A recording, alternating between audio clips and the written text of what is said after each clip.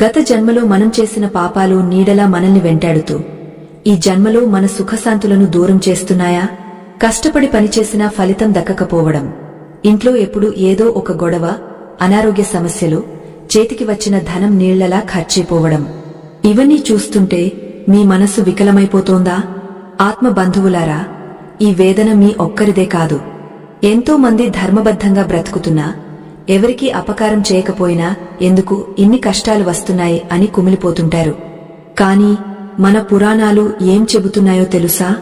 మన ప్రమేయం లేకుండానే మన వెన్నంటే వచ్చే గత జన్మల కర్మల మూట ఈ కష్టాలకు మూల కారణం. ఆ మూటలో మనం తెలియక చేసిన చిన్న చిన్న పొరపాట్లు ఉండవచ్చు, లేదా తెలిసి చేసిన పెద్ద తప్పిదాలే ఉండవచ్చు.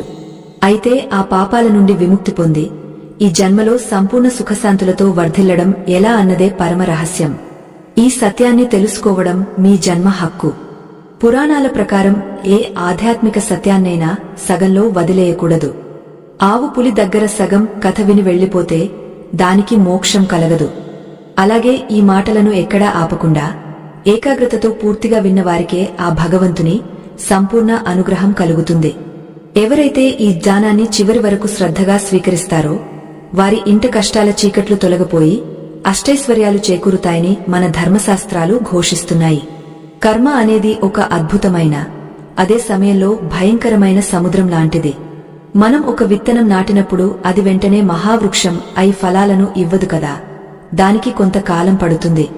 అలాగే మనం గత జన్మల్లో చేసిన పనులు ఈ జన్మలో ఫలితాన్ని ఇస్తుంటాయి.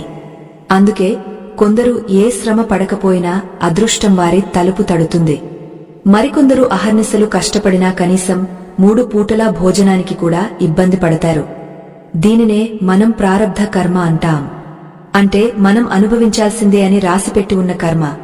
సాటి ధర్మారాధకులారా, ఒక పాత్రలో ఉల్లిపాయలు ఉంచితే ఆ పాత్రను ఎన్నిసార్లు కడిగినా ఆ వాసన పోవడానికి ఎంత సమయం పడుతుందో, మన ఆత్మ మీద ఉన్న గత జన్మల సంస్కారాలు వదిలించుకోవడానికి కూడా అంతే శ్రద్ధ అవసరం.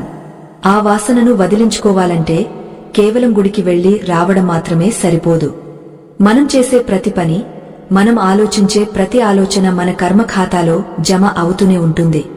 ఆకాశంలో నక్షత్రాలు ఎన్ని ఉన్నాయో మన గత జన్మలు కూడా అన్ని ఉండవచ్చు. అన్ని జన్మల పాపాలను ఒక్క క్షణంలో కడిగేయడం సాధ్యమా అని మీకు సందేహం రావచ్చు. కాని గమనించండి, 1000 ఏళ్లుగా చీకటిగా ఉన్న గదిలో ఒక్క చిన్న దీపం వెలిగిస్తే ఆ చీకటి మాయం అవ్వడానికి ఎంతో సమయం పట్టదు కదా. అలాగే మన పాప ప్రక్షాళనకు కూడా ఒక చిన్న దీపం లాంటి మార్గముంది. ఆ మార్గం ఏమిటో